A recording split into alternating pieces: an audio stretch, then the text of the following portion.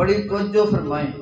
میں نے قرآن کریم کی آیت عرض کی ہے، یوم تبیض وجوہ، قیامت کے دن بعض لوگوں کے چہرے سفید ہوں گے، بعض لوگوں کے چہرے سیاہ ہوں گے۔ حضور علیہ السلام سے پوچھا گیا وہ کون لوگ ہیں جن کے چہرے سفید ہوں گے؟ حضور علیہ السلام نے فرمایا ہم اہل سنت والجماعہ، وہ اہل سنت والجماعت ہوں گے جن کے چہرے سفید ہوں گے، اور وہ اہل بدعت ہوں گے جن کے چہرے سیاہ ہوں گے۔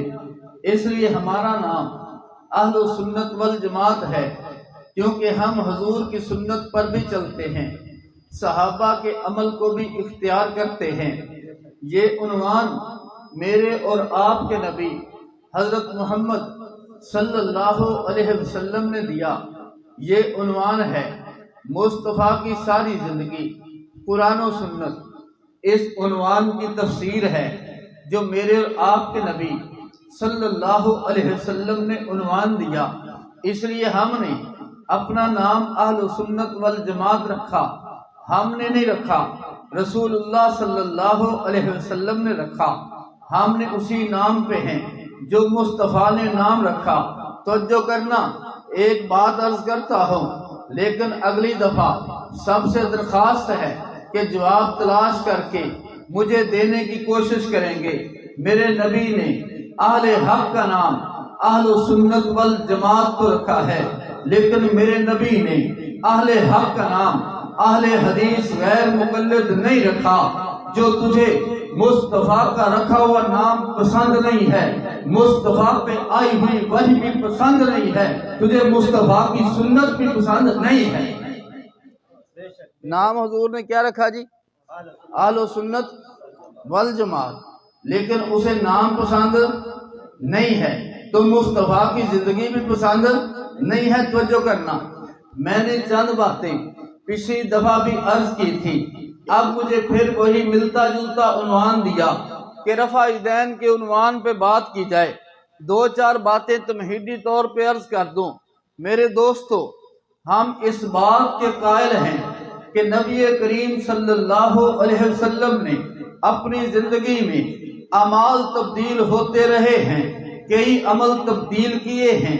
مثلا حضور علیہ السلام نے بیت المقدس کی طرف بھی رخ کر کے نماز پڑھی ہے، پھر بیت اللہ کی طرف رخ کر کے نماز پڑھی ہے، لیکن آج ہم سب بیت اللہ شریف کی طرف رخ کر کے نماز پڑھتے ہیں، بیت المقدس کی طرف نہیں کرتے۔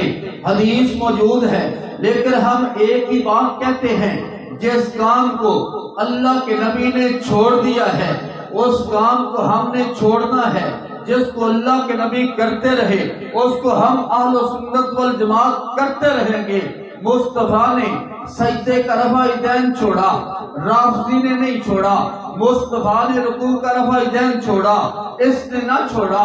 مصطفیٰ شروع کا رفع دین کرتے رہے، ہم اس رفع دین کو کرتے ہیں، چھوڑے ہوئے کو چھوڑتے ہیں، کیے ہوئے کو کرتے ہیں۔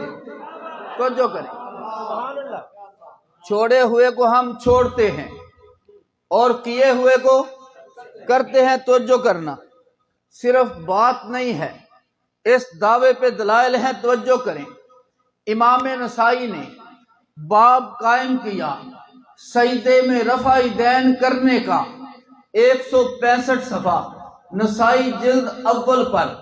پھر امام نسائی نے دوسرا باب قائم کیا سجدوں والا رفع دین چھوڑنے کا۔ امام نسائی نے رفع دین سجدے کا کرنے کا باب بھی ذکر کیا ہے، چھوڑنے کا بھی ذکر کیا ہے۔ امام نسائی نے کرنے کی حدیث بھی ذکر کی ہے، چھوڑنے کی حدیث بھی ذکر کی ہے۔ ساری دنیا کا مسلمان، چاہے وہ شافعی ہو، چاہے وہ مالکی ہو، چاہے وہ حنبلی ہو، چاہے وہ حنفی ہو، وہ کہتا ہے مصطفیٰ نے سجدے کا رفع دین کیا ہے پھر چھوڑ دیا ہے۔ اس لیے آج سنت نہیں ہے، ساری دنیا کا متفقہ اصول ہے۔ نسائی نے ذکر کیا سجدے کا رفع دین، مصطفیٰ نے کیا بھی ہے، چھوڑا بھی ہے، سب نے مان لیا۔ پھر امام نسائی نے صفحہ 161 پر، صفحہ 158 پر پہلا باب قائم کیا رکوع کے وقت رفع یدین کرنے کا۔ پھر حدیث ذکر کی، اللہ کے رسول نے نماز پڑھی، شروع میں بھی رفع یدین کیا، رکوع کے وقت بھی رفع یدین کیا، اور اللہ کے نبی نے سجدے میں رفع یدین نہیں کیا۔ پھر امام نسائی نے باب قائم کیا کہ اللہ کے نبی نے رکوع والے رفع یدین کو چھوڑ دیا۔ پھر امام نسائی نے اللہ کے نبی کا عمل ذکر کیا۔ عبداللہ بن مسعود صحابی رسول سے، الا اصلی بکم صلاۃ رسول اللہ فصلی فلم یرفع یدیہ الا فی اول مرہ، کیا میں تمہیں مصطفیٰ کی نماز پڑھ کے نہ دکھاؤں؟ پھر نماز پڑھی، صرف شروع میں رفع یدین کیا اور کہیں پر بھی رفع یدین نہیں کیا۔ یہ بات امام نسائی نے ذکر کی ہے، نسائی کے صفحہ 158 پر، صفحہ 161 پر، ابو داؤد نے ذکر کی ہے صفحہ 116 پر۔ اس حدیث کو امام ترمذی نے ذکر کیا ہے صفحہ 35 پر، جس حدیث کو 3 محدثین ذکر کر کے باب قائم کرتے ہیں رفع یدین چھوڑ دینے کا۔ میرا مذہب فقہا والا ہے، میرا مذہب محدثین والا ہے۔ محدثین نے کہا پہلے والا عمل پہلے کا ہے، بعد والا بعد کا ہے۔ جس کو مصطفیٰ نے چھوڑا میں نے چھوڑا، جس کو مصطفیٰ کرتے رہے اس کو میں بھی کرتا۔